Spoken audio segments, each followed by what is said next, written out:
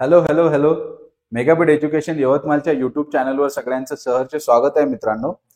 आज खूप महत्वाची व्हिडिओ आहे, कारण आता हा 2025 MBA CETचा जो सीझन आहे तो चालू होणार आहे. 2024चा आपण सीझन बघितला. आता 2025 मार्चची आतुरतेनं विद्यार्थी वाट बघत आहे, कारण ज्या विद्यार्थ्यांना MBA मध्ये ऍडमिशन घ्यायचे आहे त्यांना महाराष्ट्रामध्ये CET देणं कुठे ना कुठे कंपल्सरी आहे. हा, आणखी बाकी एक्झाम्स आहेत, सीमॅट आहे, झॅट आहे, कॅट आहे, परंतु जर प्रायोरिटी आपण ज्याला म्हणतो किंवा महाराष्ट्राने जी सीईटी आपल्याला दिलेली आहे नेमून, तर ती सीईटी जी आहे त्याच्याबद्दल सगळ्यांनाच प्रिपरेशन करायची असते, सगळ्यांनाच आतुरता असते. तर ह्या 2025 MBA CETला टार्गेट करून ही एक व्हिडिओ आपण बनवतो आहे. विद्यार्थी मित्रांनो, इथे जे बॅक स्क्रीनवर तुम्हाला जे दिसत आहे की अवर स्टार्स, म्हणजे ही जी आता MBA CET 2024 झाली होती त्याच्यामध्ये आपल्या यवतमाळातले जे विद्यार्थी आहे, ज्यांनी शाईन केलं, ज्यांनी रिझल्ट आणला, तर ह्या सगळ्यांचे MBA पर्सेंटाईल आहेत जे इथे तुम्हाला स्क्रीनवर दिलेले आहेत. कदाचित असं पण होऊ शकते की जर तुम्ही इथल्या कॉलेजमध्ये शिकलेले असाल तर एखादा तुमचा ओळखीचा पण विद्यार्थी मिळू शकतो ज्यांनी MBA CET तुमच्या सोबतच दिली होती आणि आमच्या इथून क्लासेस करून त्याला असे पर्सेंटाईल मिळालेले आहेत. मी असं नाही म्हणत की ते 100% आमचं शेअर आहे. 90% हे विद्यार्थ्यांनी एफर्ट घेतलेले असतात. 10% कुठे ना कुठे त्याला मार्ग देण्याचं जे काम असतं ते एक कोचिंगचं असतं.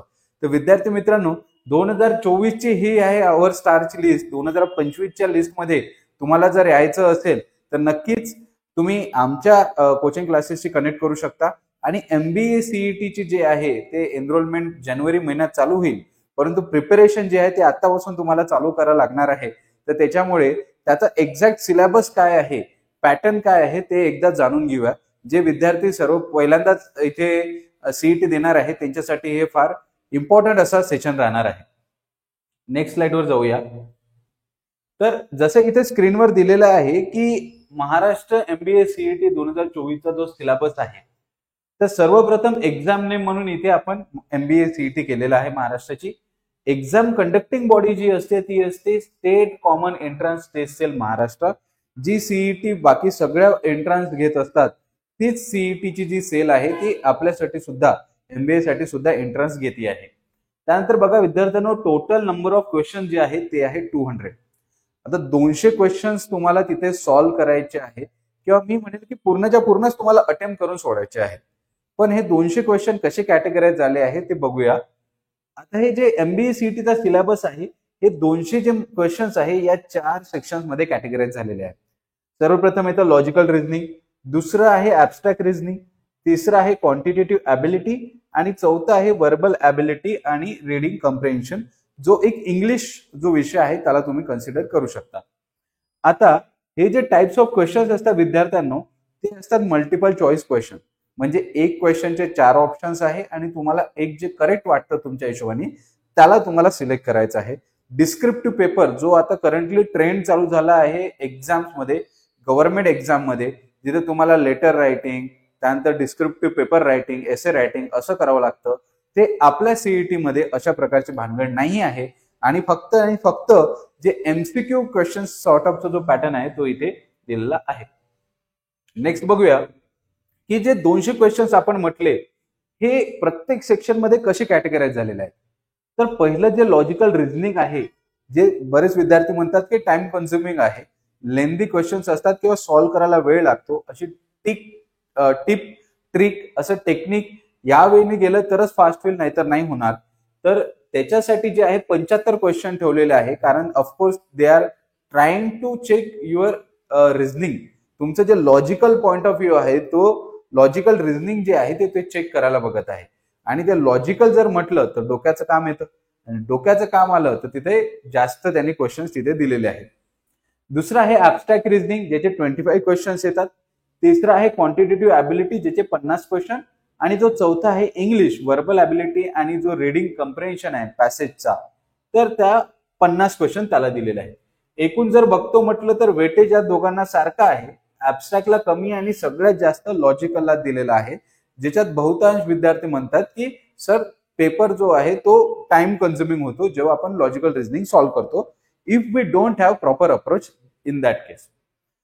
पुढे बघा जो 2024चा मार्किंग स्कीम होता त्याच्याबद्दलच आपण बोलू शकतो. तर 1 मार्क प्रत्येक क्वेश्चन साठी होता आणि नो निगेटिव्ह मार्किंग. म्हणजे जे बिना अटेम्प्ट करता सोडत होते विद्यार्थी क्वेश्चन, त्यांच्यासाठी आता हे पहिली स्टेप किंवा एक टेक्निक लक्षात घ्या की आन्सर येऊ की नाही येऊ, तुम्ही प्रयत्न करू शकता की अटेम्प्ट करण्याचा. बरं, याच्यात एक पर्सेंटाईल नावाची पण भानगड आहे, परंतु तुम्हाला निगेटिव्ह मार्किंग याच्यामध्ये मिळणार नाही. जर तुम्ही एक प्रश्नाचं उत्तर करेक्ट दिलं तर +1, नाही दिलं तर 0, मायनस वगैरे होणार नाही. त्यानंतर जो एक्झाम ड्युरेशन आहे तो आहे 150 मिनिट्स, म्हणजे 2.5 तास. 2.5 तासामध्ये तुम्हाला 200 क्वेश्चन सॉल्व्ह करायचे आहे. 150 मिनिटमध्ये 200 क्वेश्चन सॉल्व्ह करायचे आहे. तर एक तुम्ही ऑन एन ऍव्हरेज पकडू शकता की 40 सेकंद वगैरे एका क्वेश्चनला तुम्हाला सॉल्व्ह करण्यासाठी मिळतो. आता हे एक स्टॅटिस्टिक झालं, परंतु आपल्याला माहिती आहे की कोणत्या क्वेश्चनला कमी वेळ लागतो, कोणत्याला जास्त लागतो. नेक्स्ट बघाल तर हे जे ऍब्स्ट्रॅक्ट रिझनिंगचे टॉपिक आहे याच्यामध्ये कुठले कुठले क्वेश्चन्स येतात जे एक्सपेक्टेड आहे. तर सिरीज, अॅनालॉजीज, ऑड वन आउट याच्यामधले 10 ते 12, 6 ते 7 आणि 6 ते 7 असे रिस्पेक्टिव्हली जे आहेत ते क्वेश्चन्स येऊ शकतात एक्सपेक्टेड. तुम्हाला ही गोष्ट माहित असायला पाहिजे की जे MBA CET 2025 जी राहील, एक जवळपास दरवर्षीचा सिनारिओ आहे की 330+ कॉलेजेस महाराष्ट्रामध्ये MBA चे आहेत. आता 330+ जे कॉलेजेस आहेत जिथे MBA आहे, काही वाढेल काही कमी होतील, परंतु दरवर्षी एक 1,50,000 म्हणजे 1.5 लाख पेक्षा जास्त विद्यार्थी या MBA CET ला एनरोल करत असतात. आणि याच्यामधले जे 200 मार्क आहे, जर 200 मार्क पैकी तुम्हाला 150 किंवा 160च्या वरती मार्क मिळत असतील, तर जे टॉप 20, टॉप 50 कॉलेजेस असतात ना, त्याच्यामध्ये तुमचे चान्सेस जे आहेत ते बनून जातात, तुम्हाला ऍडमिशन मिळून जाते. कारण एक 60 स्टुडंटची एक बॅच राहते, 2 वर्षाचा कोर्स असतो. आता तर नवीन दरवर्षी GR निघत आहे. जसा या वर्षी GR निघाला की जे गर्ल्स आहेत ज्यांना MBA करायचं आहे किंवा जे MBA एज्युकेशन घेऊ इच्छितात त्यांना हा course completely free of cost आहे. There would not be any fee. कारण आपण असं बघतो की कॉलेजेसमध्ये 15,000 पासून तर 1 लाख 1.5 लाख पर्यंतची फी राहते MBA ची. आता त्याच्यामध्ये काही CET कट ऑफ नुसार जर तुम्ही गेले, कॅपराउंड जर नुसार गेले, तर एक स्कॉलरशिप मिळू शकते if you are coming under category. पण नसेल तर एक समजा की 15,000 पासून तर 1 ते 1.5 लाखापर्यंतच्या एक जनरल फी सगळीकडे पाहायला मिळतात. आता आणखी एक GR यावर्षी असा आला की ज्यांनी इंजिनिअरिंग केलेलं आहे त्या इंजिनिअरिंग केलेल्या विद्यार्थ्यांना जो MBA म्हणजे पोस्ट ग्रॅज्युएशनला जायचा आहे तर तो 2 वर्षाचा कोर्स राहणार नाहीये. तुम्ही ऑलरेडी ग्रॅज्युएशनला जर असते तर 3 वर्ष दिली असती, परंतु इंजिनिअरिंग मध्ये असल्यामुळे तुम्ही 4 वर्ष देत आहे. तर पोस्ट ग्रॅज्युएशनला आणखी 2 वर्ष तुम्हाला नाही का विद्यार्थ्यांनो करायची गरज नाहीये. MBA हे 1 इयरचं केलेलं आहे जे इंजिनिअरिंग करून आलेले आहे. म्हणजे कम्पॅरेटिव्हली जे ग्रॅज्युएशन वरून MBA करतात ते 3 वर्ष ग्रॅज्युएशन, 2 वर्ष MBA म्हणजे 5, आणि आता 4 वर्ष इंजिनिअरिंग आणि 1 वर्ष MBA म्हणजे 5 असं इक्वल केलेलं आहे. या पॉइंट ऑफ व्ह्यूने यावर्षी हा नवीन GR निघालेला आहे. पुढे चालूया. आता जेव्हा लॉजिकल रिझनिंग बद्दल बोलतो तर arrangement, critical reasoning, direction, syllogism, blood relation, data sufficiency, series, coding, decoding आणि कोडेड इन्व्हेटिलिटी यांना जर एक असेंडिंग ऑर्डर मध्ये बघतो म्हटलं तर 25 ते 35, 15, 20, 5, 5 ते 8, 5, 5 ते 8, 2 ते 5, 2 ते 5, 2 ते 5 अशा प्रकारचे जे एक्सपेक्टेड क्वेश्चन्स पाहायला मिळालेले आहेत. म्हणजे मेजरली जे तुमचे सर्क्युलर अरेंजमेंट असेल, सिटिंग अरेंजमेंट जे आहे आणि क्रिटिकल रिझनिंग जे आहे, या सगळ्यात जास्त यांना वेटेज दिलेलं आहे. डेटा सफिशियन्सीचे क्वेश्चन भरपूर असे बघण्यात येतात जेव्हा आपण CETचा पेपर देतो आहे आणि लॉजिकल रिझनिंग बघतोय. आणि ऑफकोर्स का नाही असणार, कारण सगळ्यात जास्त वेटेज या लॉजिकल रिझनिंगला दिलेलं आहे. तर नंबर ऑफ क्वेश्चन पण तिथूनच जनरेट करावे लागतील आणि जे लेंदी आहेत त्याला जास्त त्यांनी वेटेज दिलेलं आहे. पुढे बघूया. ऍप्टिट्यूडचा सिलेबस मध्ये विद्यार्थ्यांनो number system, LCM, HCF, ratio proportion, percentage, simplification, age, average speed, alligation, mixture, time distance train याला 10 to 15 क्वेश्चन इथून येतात जेव्हा आपण अरिथमॅटिक बद्दल बोलतो. त्यानंतर DI चा जो पार्ट आहे डेटा इंटरप्रिटेशन, त्यात pie chart, line graph, bar graph, tabulated data, case study आणि जॉमेट्री आणि अल्जेब्रा याचे सुद्धा काही पॉइंट्स इथे दिलेले आहेत, ज्याला वेटेज 2 to 5, 4 to 5 असं आहे. स्टाफ सिलेक्शन कमिशन जर तुम्हाला एक्झाम माहिती असेल तर त्याचा जो सिलेबस आहे ऍप्टिट्यूडचा किंवा ओव्हरऑल, तो जवळपास सिलेबस इथे पण सीईटीला आहे. जे गव्हर्नमेंट प्रिपरेशन करत असेल त्यांच्यासाठी तर सिलेबस हा सेमच राहतो. आणि असं बघण्यात आलेलं आहे की ऍप्टिट्यूड आणि रिझनिंग हे मॉडरेट टू डिफिकल्ट या कॅटेगरीत क्वेश्चन्स येतात आणि इंग्लिश जे आहे ते इझी टू मॉडरेट या कॅटेगरीत येतं. बरं, हे शिफ्ट टू शिफ्ट चेंज होऊ शकतं, कारण यावेळी पाहण्यात आलं की सेकंड डेची जी शिफ्ट होती ती थोडीशी डिफिकल्ट आली, पहिली शिफ्ट इझी होती. तर अशा प्रकारे जे आहे शिफ्टनुसार चेंजेस होऊ शकतात. एखादा सेक्शन जास्त डिफिकल्ट राहू शकतो, एखादा थोडा इझी राहू शकतो. पण जे एक ओव्हरऑल ऍव्हरेज जर काढतो म्हटलं तर ऍप्टिट्यूड रिझनिंग ही मॉडरेट टू डिफिकल्ट आणि इंग्लिश जे आहे ते इझी टू मॉडरेट या लेवलचं बघण्यात आलेलं आहे. पुढे चालूया, नेक्स्ट स्लाइड बघूया. आणि मिसेलिनियस प्लस डेटा सफिशियन्सीचे जे क्वेश्चन्स आहे ते 2 to 5 आणि 5 to 8 असे दिलेले आहे. म्हणजे ऍप्टिट्यूडचा जो सिलेबस आहे थोडा वास्ट आहे, बाकी सिलेबस पेक्षा ऍप्टिट्यूडचा जो सिलेबस आहे तो वास्ट आहे. तसं बघतो म्हटलं तर इंग्लिशमध्ये वोकॅब्युलरी हा जर पॉइंट बघतो म्हटलं 10,000 तर वर्डचे वोकॅबच जवळपास आपल्याकडे पाहिजे, कारण आपल्याला एक्झॅक्ट माहित नाही की कुठला वर्डचं मिनिंग काय असेल. त्यानंतर बघा, जेव्हा इंग्लिश बद्दल बोलतो तर RC ज्याला रिडिंग कम्प्रेन्शन म्हणतात, कम्प्रेन्शनचा अर्थच होत असतो अंडरस्टँड. तर तुम्हाला वाचून अंडरस्टँड करायचं आहे पॅसेजला. कम्प्रेहेंड म्हणजे अर्थ होत असतो अंडरस्टँड करणे. 2 ते 3 RC पॅसेजेस येतात वेगवेगळे जे टॉपिक्स आहेत त्याच्यावरून. आम्ही विद्यार्थ्यांना म्हणत असतो की हिंदू वाचा, इंडियन इकॉनॉमिक एक्सप्रेस वाचा, हिंदुस्तान टाइम वाचा, मिंट वाचा. या न्यूजपेपर मधले जे आर्टिकल्स आहेत ते as it is copy paste केले जातात. त्यानंतर त्याच्यावर 12 ते 15 क्वेश्चन्स राहतात आणि ग्रामर बेस्ड क्वेश्चन जसं fill in the blank, tenses, preposition, error detection, sentence completion या सगळ्यामधून तुम्हाला 9 to 10 क्वेश्चन्स दिसू शकतात. वोकॅब मध्ये तुम्हाला 15 क्वेश्चन, पॅरा कम्प्लिशन 5 to 8 आणि पॅरा जम्बल याच्यासाठी 5 to 8 क्वेश्चन्स दिलेले आहे. मी थोडंसं फास्ट याच्यासाठी घेतो आहे की फक्त एक सिलेबस काय वेटेज आहे, किती एक्सपेक्टेड क्वेश्चन्स येतात ते माहीत करून घ्यायचं आहे. आता अंदर डीप जाण्यासाठी तर तुम्हाला एक कोर्स पूर्ण माहीत करून घ्यावा लागेल, तेव्हाच ते तुम्हाला एक्झॅक्ट माहिती मिळेल की किती क्वेश्चन्स, किती पॅटर्न, किती टाइप्स असतात. नेक्स्ट, जर तुम्हाला MBA CET ची थोडंसं हे वरती गेलाय, पण मी सांगतो तुम्हाला preparation tips for MBA CET. तर सगळ्यात पहिली तर टिप हे आहे की तुम्हाला इनिशियली बेसिक नॉलेज पाहिजे आहे की नक्की MBA CET चा सिलेबस मध्ये आहे काय. बरं, जे बेसिक क्वेश्चन्स असतात इझी टू मॉडरेट लेवलचे, त्याला कसं सॉल्व्ह करायचं, कुठल्या टेक्निक्स आहे त्याला सॉल्व्ह करायसाठी, जेव्हा हे तुम्ही कराल 2 महिने, त्यानंतर तुम्ही मॉक टेस्ट देणं चालू करू शकता.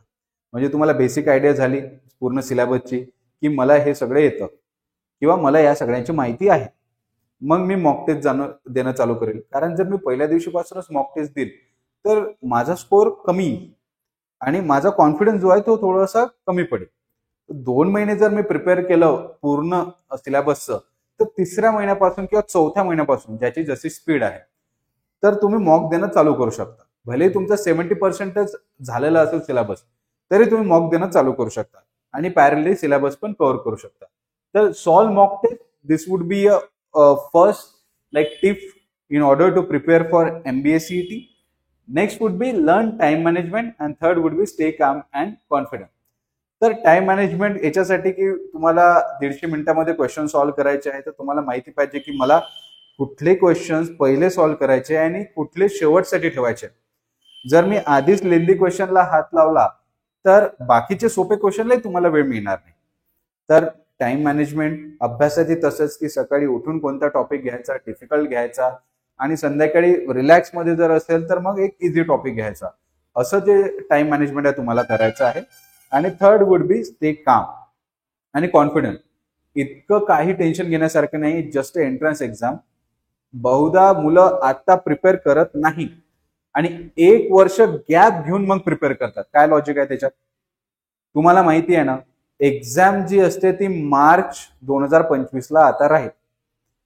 जानेवारी सेकंड वीक पासून रजिस्ट्रेशन चालू होईल आणि फेब्रुवारीमध्ये तुमचेवाले जे हॉल तिकीट्स आहेत ते येतील.